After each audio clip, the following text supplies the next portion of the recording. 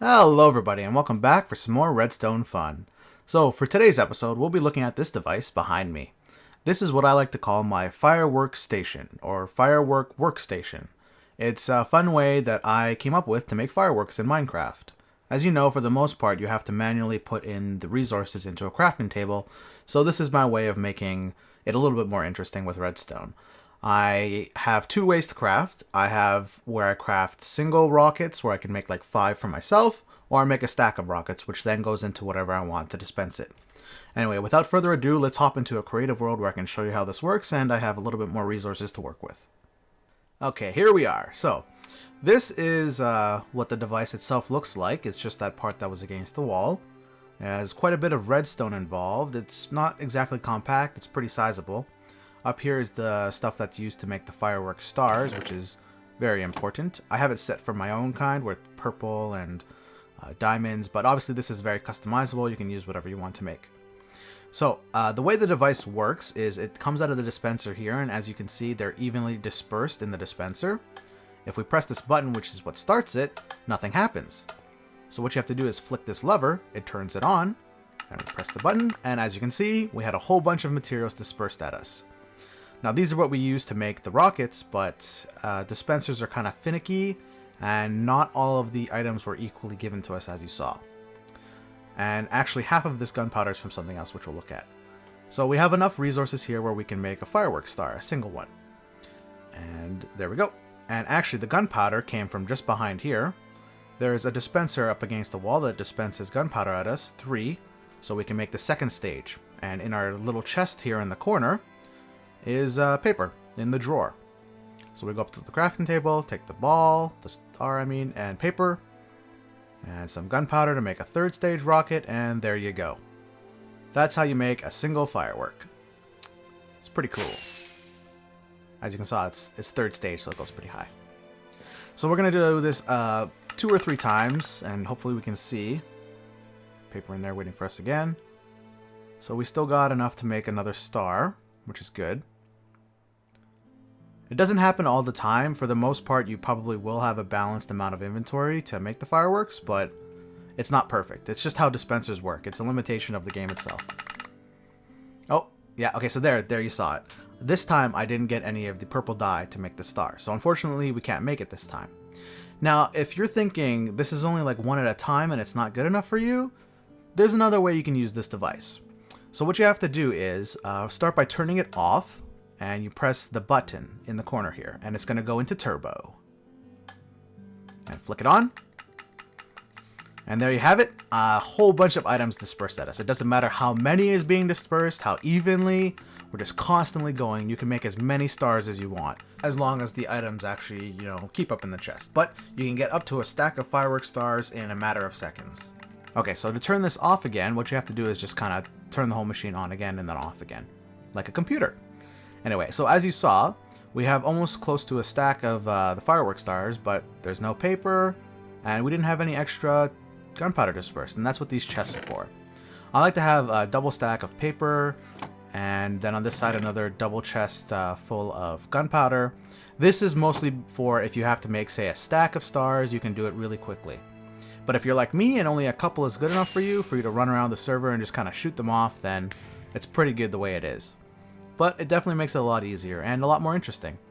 So the main feature of this is how this works here. There's a button on the other side which powers this, but as you can see, the repeater's locked and the light is off.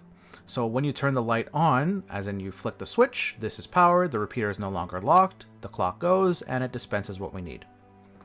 And it only dispenses it long enough for the button press. Now for the turbo mode. When you press the button, it sends the signal. You flick it fast enough that it actually locks the repeater while it's powered. This way, it's constantly dispersing the items on the top, but the paper isn't being dispersed because of this torch here. This torch here is connected to the lever, and while the lever isn't powered, it locks both the paper and the gunpowder dispensers. Yeah. So that's basically how this thing works, and now we're going to go into how to build it, splitting it into 2 parts, how to build the interface, and how to build the redstone. So let's go do that right now. Okay, so to begin, we're going to start by building what I like to call the interface, and everything you're going to need for that is in the chest over here. So just quickly grab all of the resources you can need. I'm pretty sure I covered everything. I might have missed a couple things, but we're going to go through and build it, so you'll see what you need. So to start out, what you're going to want to do is, as you saw, I have these stone bricks here. Start by making a 3x3 area like so. And what you're going to do is go into the corner. This is going to be where the minecart is going to sit, so what you need to do is break it and put in a hopper. And this is going to be important later, so it's best to do it now, as well as a hopper going into where the minecart's going to sit. And don't forget to check the hoppers for any items that might drop while you're building. Just decorate your hopper up so it's kind of like a table surface with a smooth stone pressure plate. And you're going to grab your staircase blocks, and this is going to act as the legs of the table. So just kind of go around. Staircase blocks are kind of tricky, so you'll figure it out. I'm in the void, so it's a little harder to build. Like so. Next thing we're going to do is we're going to start by setting up the minecart. So what you're going to need for that is a couple resources here. You'll need a rail, your chest cart, lever, a piston, and your obsidian block. So what you're going to do is take your obsidian block and put it on the back of the stairs. This is because when we push a certain block in front of the minecart, it doesn't push the minecart and the other block back. Now in a survival world, what you want to do is kind of just go down one step in front of it, and you should be able to target the rails. And now the minecart sits in the proper orientation. Next thing we're going to do is we're going to set up our piston. Now this is what made it look kind of like a table.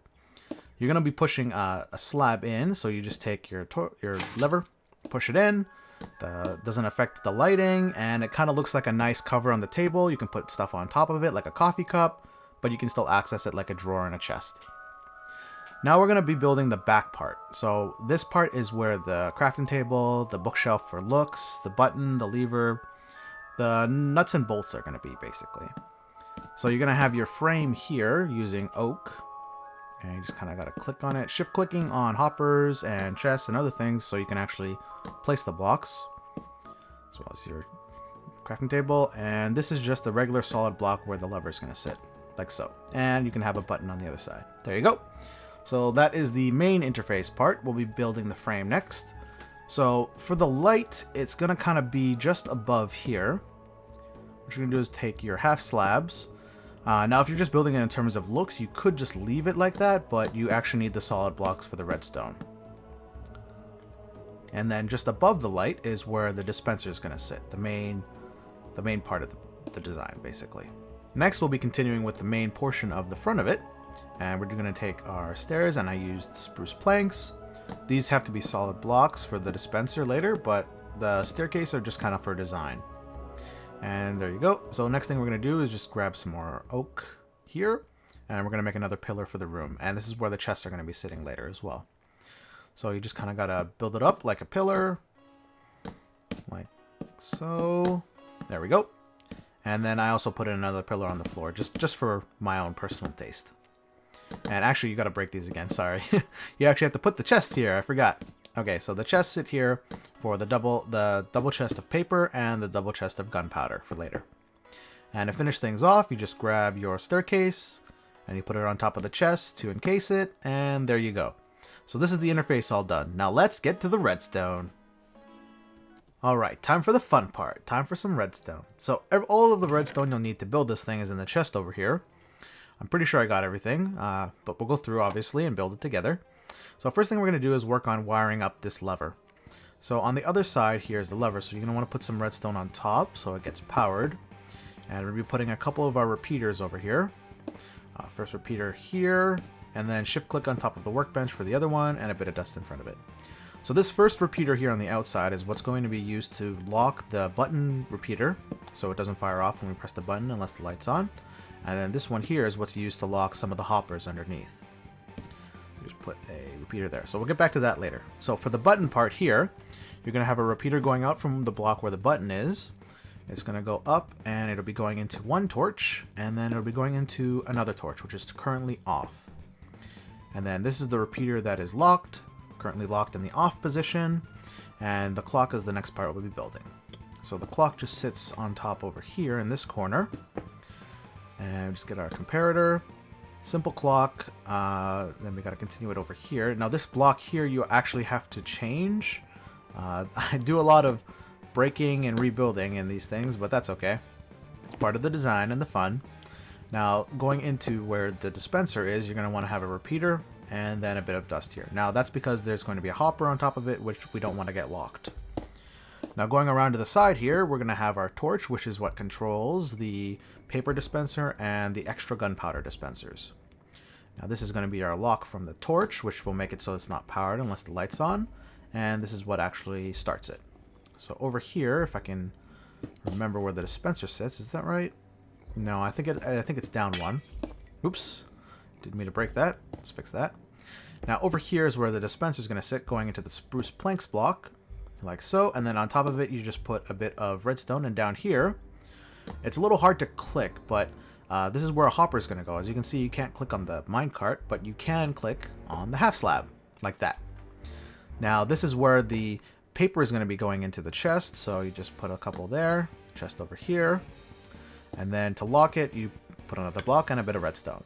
So as you heard it click, it's because it's been fired off and it's locked. And there you have it. So the last part is down here. You see these hoppers are currently going nowhere.